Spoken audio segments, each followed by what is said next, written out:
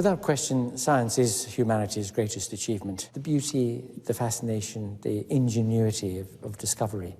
It shows you that it's managed to tap into this very extraordinary thing, which is intelligence and curiosity. People have got to wake up to the fact that they have to be part of the story of thinking about science and thinking about the meaning of science for our world.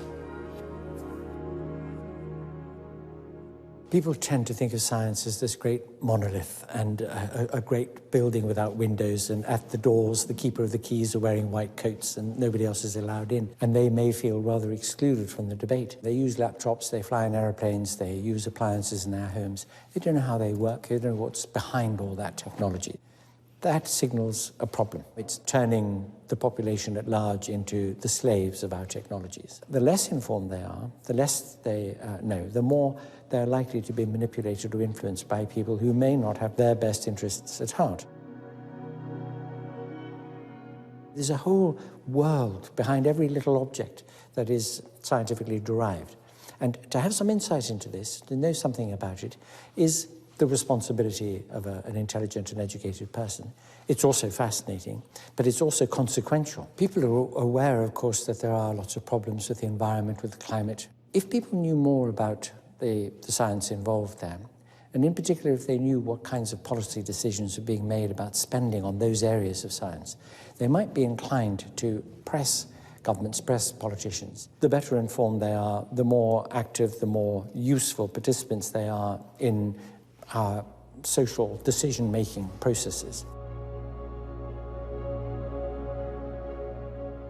If we look at the possibilities of trying to encourage our society to become a much, much more scientifically alert and literate one, of course we have to start at school. Our traditional way of teaching science, which is to teach it as if the people learning it are going on to be scientists. For many people, that's not the way to go.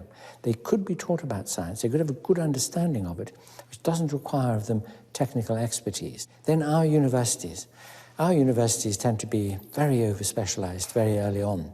An educated person should be challenged to know something across the whole width of the humanities and the sciences.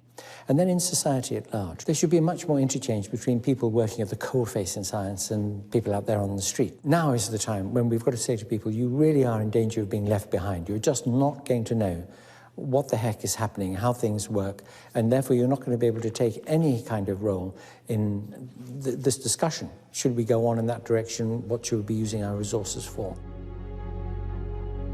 We have to have a healthy skepticism about things. We've got to evaluate the evidence. We've got to look at the arguments that are put before us. This is a responsibility, an intellectual responsibility. And people can't just shut their eyes and turn away from things of great importance. Look back at, let us say, the late medieval period or the early Renaissance, when everybody in Europe shared a common outlook, a common belief. Everybody was Christian.